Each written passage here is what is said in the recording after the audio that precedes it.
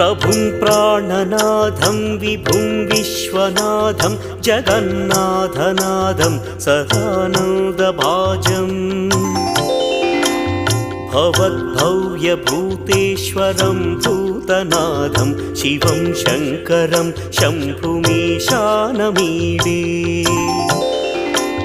गळेरुण्डमालं तनौ सर्पजालं महाकालकालं गणेशादिपालम् जटाजूटगङ्गोत्तरं दैर्विशिष्यं शिवं शङ्करं शम्भुमीशानमीडे मुदामाकरं मण्डनं मण्डयन्तं महामण्डलं भस्मभूषाधरन्तम्